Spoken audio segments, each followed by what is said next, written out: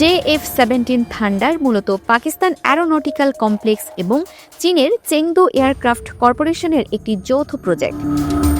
এটি এমনভাবে ডিজাইন করা হয়েছে যা আকাশ থেকে আকাশে এবং আকাশ থেকে ভূমিতে নিখুঁতভাবে হামলা চালাতে সক্ষম।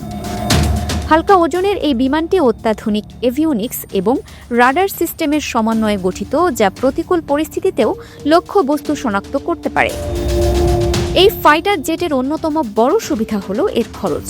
পশ্চিমা যুদ্ধ বিমানের তুলনায় এর রক্ষণাবেক্ষণ ও নির্মাণ ব্যয় অনেক কম হওয়ায় উন্নয়নশীল দেশগুলোর কাছে এটি জনপ্রিয় হয়ে উঠেছে। JF-17 এর ব্লক 3 সংস্করণে যুক্ত করা হয়েছে আরও উন্নত রাডার ব্যবস্থা এবং দূরপাল্লার ক্ষেপণাস্ত্র নিক্ষেপের সক্ষমতা, যা এটিকে F-16 এর মতো জেটের সমকক্ষ হিসেবে দাঁড় করিয়েছে। আন্তর্জাতিক সামরিক বিশ্লেষকদের মতে JF-17 থান্ডার কেবল পাকিস্তানের বিমান বাহিনীর মেরুদণ্ড নয়, বরং এটি চীনের ক্রমবর্ধমান সামরিক প্রযুক্তি বাণিজ্যের এক অনন্য উদাহরণ।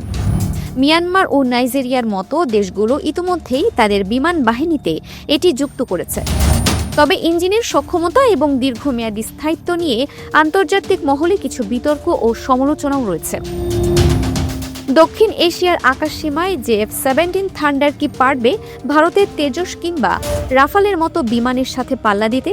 আধুনিক যুদ্ধ কৌশলে এর গুরুত্ব কতটুকু? এইসব প্রশ্নের উত্তর খুঁজতে সামরিক বিশেষজ্ঞদের নজর এখন পাকিস্তান ও চীনের এই যৌথ উদ্ভাবনের দিকে।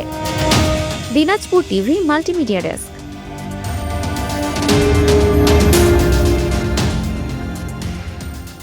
দিনাজপুর টিভি মানুষের জীবনের কথা বলে।